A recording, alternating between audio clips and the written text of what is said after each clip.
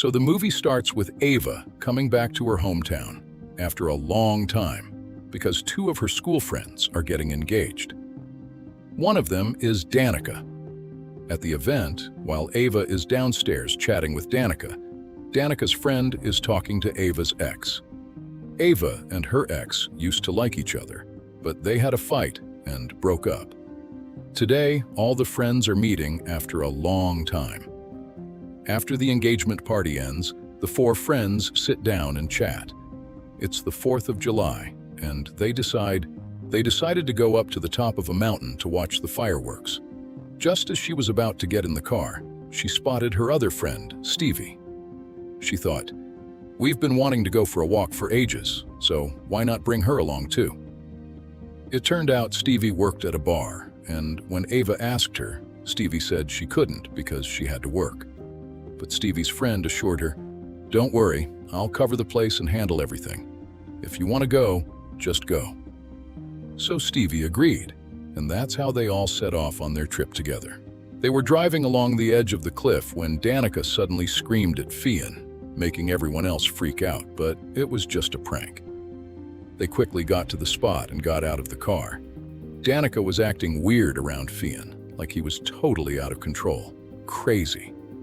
Suddenly, another car started coming toward them, but he didn't even move. The others got mad at him for that, and just in time, Ava's ex shoved him out of the way. Everyone glared at him angrily. But the other car swerves out of the way and crashes into the barrier, getting stuck. Everyone freaks out when they see this. They rush over to help the driver, who's badly hurt. But the car door won't open, and the car keeps moving forward. Everyone tries to pull him back, but nothing works. Then, at the last second, the driver grabs Danica's fiancé's shirt. She quickly breaks free, and the car plunges into the water. Ava and Stevie say we have to save him, but there's no way to get down there. Danica's fiancé goes to call the police. Then, Danica says it was just an accident, and not to overthink it. These kinds of accidents happen all the time on roads like this, but Ava's ex says we were just standing right there in the middle, so it's our fault. In a way, we're the ones who caused this. After a while, Danica's fiancé comes back and says the police are on their way, and we need to get out of here. Ava and Stevie don't like the idea, but Danica's fiancé convinces them that they'll go to the police station. Ava's ex says there was no way to save her. We tried, so we should just leave. When they see the police driving by, they take off. They head home, and Ava's surprised she's not being taken to the police station. Everyone gets home. Danica's fiancé says it's best if everyone goes their separate ways and forgets about this whole thing. He says the police will handle it, so there's nothing to worry about.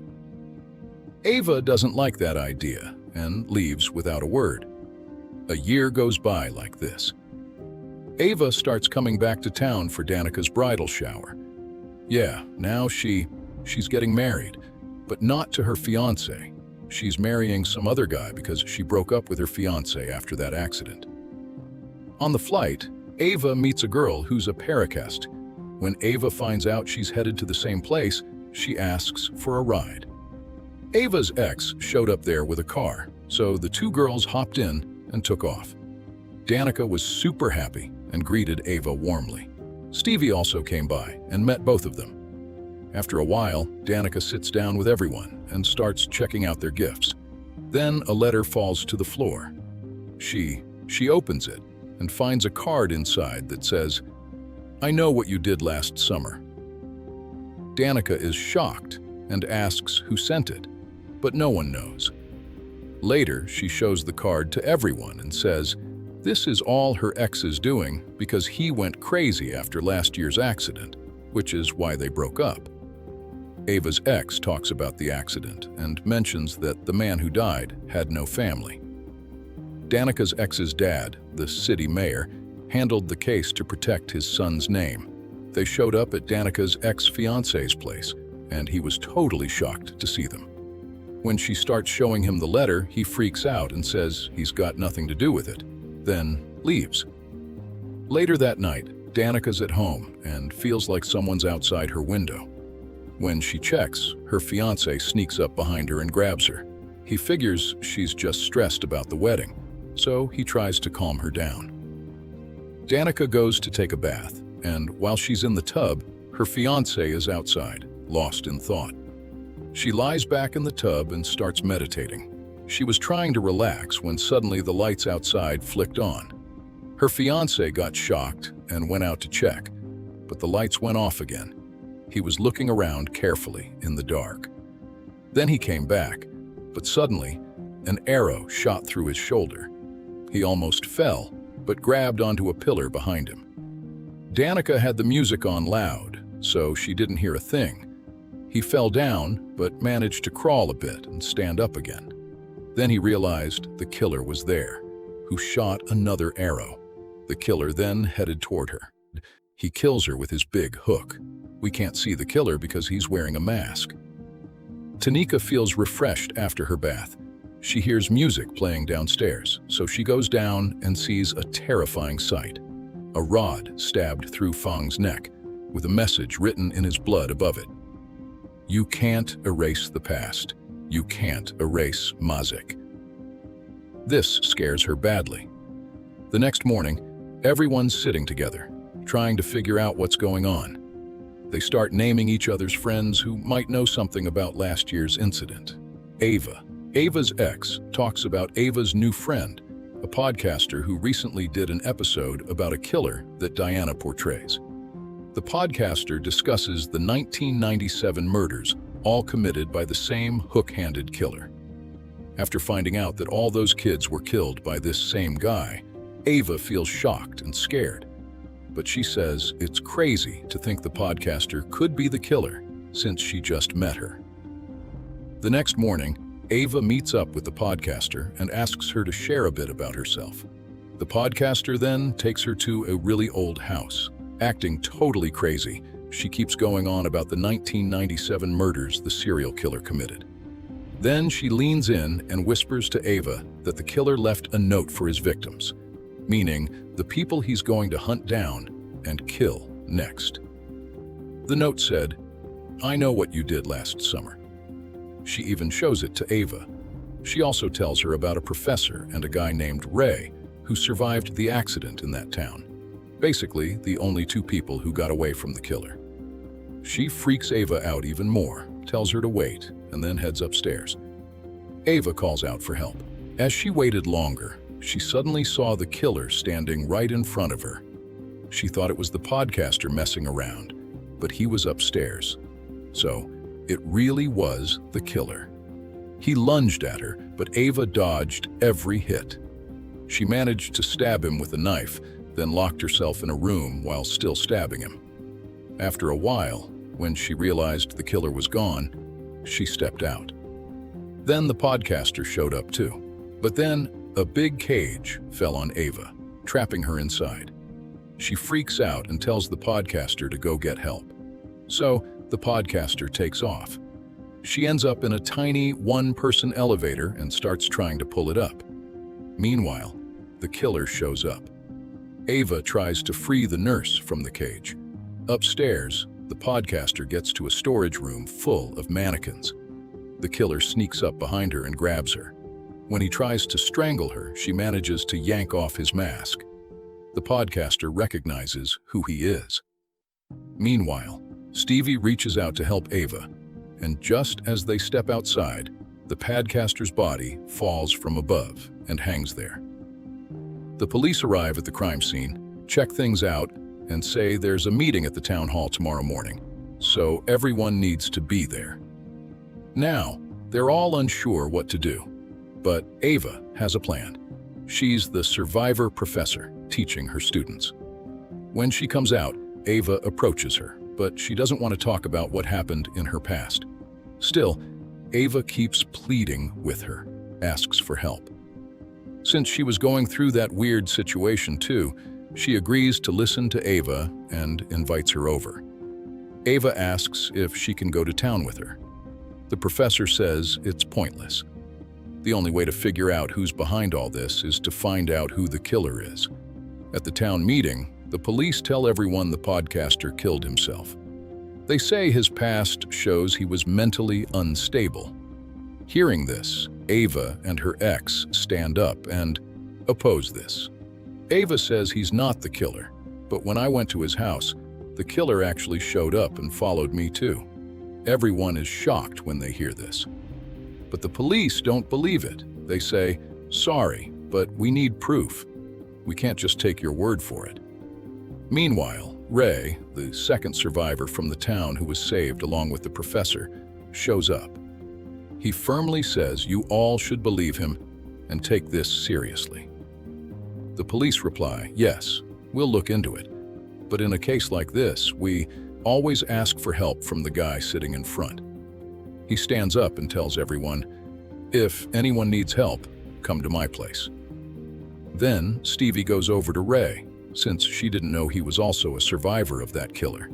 He says he doesn't like talking about it. Stevie replies that she's here with her friends to ask some questions. It turns out Ray used to be married to a professor. He's not happy that his ex-wife, the professor, brought these people here.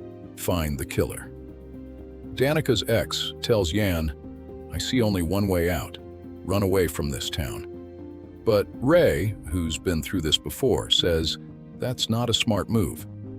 Meanwhile, they check the police report and see the guy who died had been driving drunk, and the car was stolen too. He says, "We need to find out who the car is registered to." So they head to the local car rental place. She asks the guy there, "Can we get any info about the old car?" "We don't have the license, the plate, nothing." Ava's making a big deal, saying it was her brother who died in that accident. That's why the guy gives them the info. They decide to use what they found out to track down the car. Danica and her ex went to the cemetery with John so she could visit the guy's grave.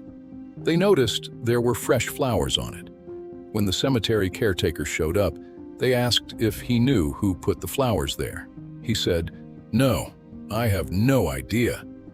So both of them ask him to show the CCTV footage, and he agrees. He goes to check it out, but just as he's about to find something, the killer sneaks up behind him and slits his throat. It was already evening, and the guy still hadn't come back, so her ex went to look for him while Danica stayed put.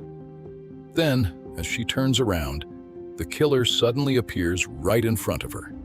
She gets super scared, bolts away, and hides in a storage room.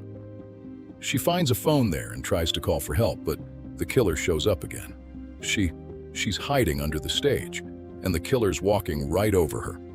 Soon, the killer notices her and attacks.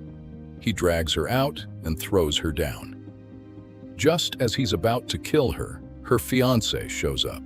He saves her by throwing the killer aside. The killer runs off, and the fiancé takes care of Danica. Meanwhile, back at the professor's house, someone suddenly knocks on the door. It's Ray. She lets him in.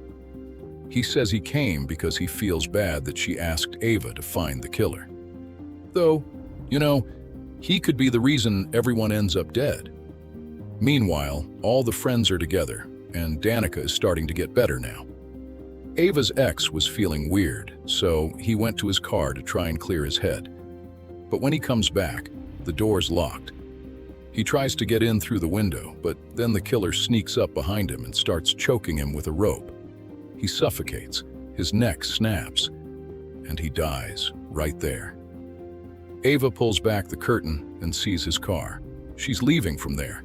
She calls him right away, but he's dead. The phone was left next to the body, and the killer is driving the car. The next morning, Ava and Danica go to Father. Danica feels weird and uses the excuse of going to the bathroom to slip into Father's room. Father starts acting strange around Ava after seeing her. Meanwhile, Danica finds a picture of Father with a dead person in a book. Just then, a woman comes to pick up the book, so Father goes to get it. Seeing him coming, Danica hides in the cupboard. "Father, I found something weird here." But Danica was lucky he just grabbed the book and left. Both of them got to the police station that same evening to tell everything. But the police didn't believe them. They thought they were just blaming the father. Then the officer stood up and walked out, telling them to wait. Meanwhile, Danica was sleeping in a nice room when he saw a stranger standing in front of him. Then, as soon as he closed his eyes to rest, he looked again, and the stranger was gone. He got up and went to check. Where? The door said, "You're next."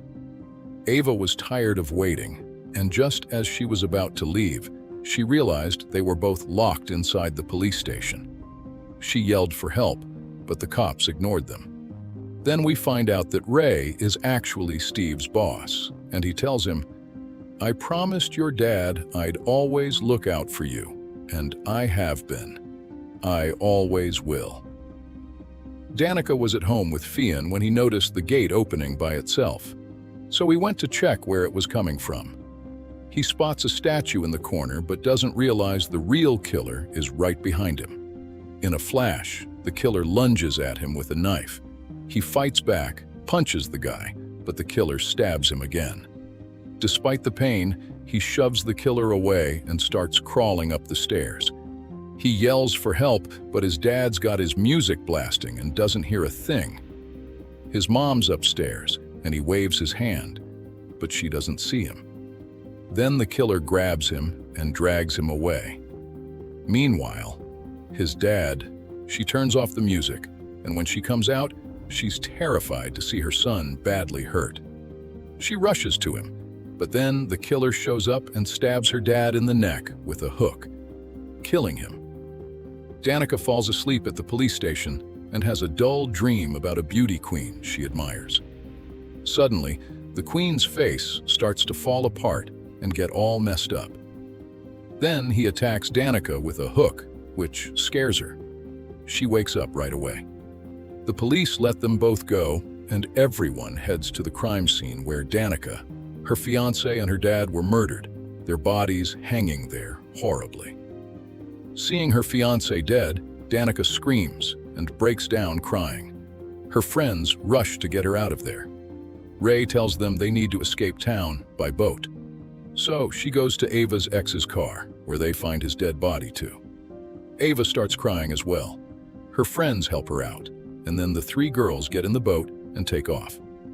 Meanwhile, the police start suspecting the father. That's why. They went to his house to arrest him, but when they got there, they were shocked to find out the father had already died. Ava was in the driver's seat, and they heard something fall. Meanwhile, the police found a group photo at the father's place, and in it, they saw the dead man's partner, Stevie. That's when the secret came out. She's the killer, and she was now on the boat with both of them. Suddenly, she attacked Danica and revealed her true colors, confessing she was the murderer, which totally shocked everyone. Ava called her crazy. Then Stevie said, "I'm a strong, independent girl, not someone you can call crazy." Then she talked about how when my mom and dad died, everyone just left me, and I was completely broken. I met the man you guys killed in that car crash. He was my only support. At first, I didn't even know who he was, but when I found his body, I just fell apart all over again. You took my love away from me. Dana asks, "Why are you telling me all this now?" She says, "Just like you took my love, you hurt me too." You did. They feel the same pain, which is why I did the same thing. I took your love away from both of you. Ava sees the flare gun and tries to grab it, but Stevie stops her. Just then, the hook falls, and Danica runs off with it. Stevie chases after her, and Ray shows up to help. He catches up to Stevie and points the gun at her, but Stevie's holding Danica at the tip of her hook. Somehow, Danica manages to kill Stevie and break free. Ray has no other choice. He can't survive this, so he shoots her, and the TV falls into the water. Then Ava, they feel the same pain, which is why I did the same thing. I took your love away from both of you. Ava sees the flare gun and tries to grab it, but Stevie stops her. Just then, the hook falls, and Danica runs off with it. Stevie chases after her, and Ray shows up to help.